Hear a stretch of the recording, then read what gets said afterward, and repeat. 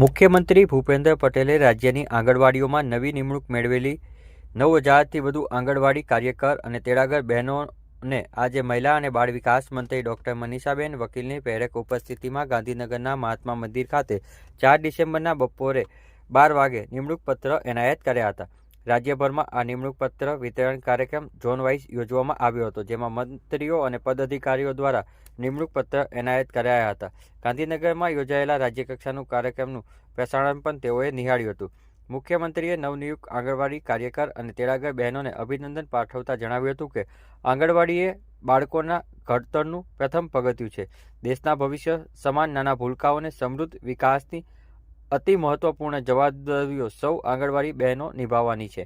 તેમને સુપોષિત અને વિકસિત ગુજરાતથી વિકસિત ભારતને સમૃદ્ધ ભારત બનાવવાની સેવાની તક નિમણૂક મળી રહેલી આંગણવાડી બહેનોને મળી છે, તેને સાર્થક કરવા વિકસિત ભારત 2047 પેઢી તૈયાર કરવાનું આહ્વાન કર્યું હતું. આ કાર્યક્રમની અંદર તેઓએ જરૂરી માર્ગદર્શનો અને સૂચનો પણ આપ્યા હતા.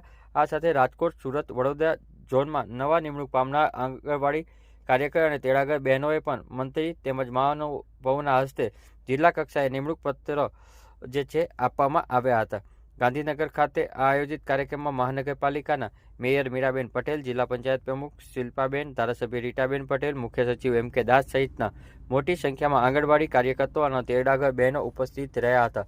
જેની માહિતી ગાંધીનગર માહિતી વિભાગ દ્વારા 4 ડિસેમ્બરના બપોરે 3 વાગે આપવામાં આવી હતી. કાર્યક્રમ બપોરે 12 વાગે યોજાયો હતો. આજે 4 ડિસેમ્બરે ગાંધીનગર સાથે સાથે બીજા 3 ઝોનમાં રાજકોટ, વડોદરા અને સુરત ખાતે લગભગ 9,000થી ઉપર આંગણવાડી કાર્યકર બહેનો અને તેડાગર બહેનોની નિમણૂક પત્ર આપવાનો આજે કાર્યક્રમ હતો.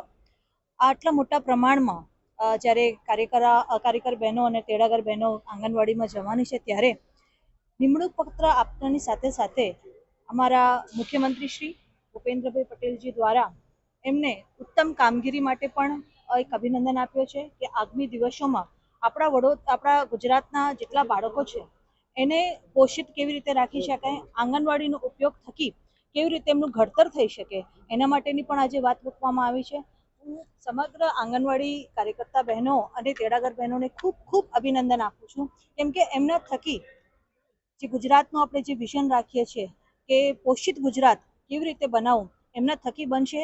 એક કડી છે લોકો અને આંગણવાડીની વચ્ચે, તો આંગણવાડી બહેનો છે. તો સૌને ખૂબ ખૂબ અભિનંદન આપું છું.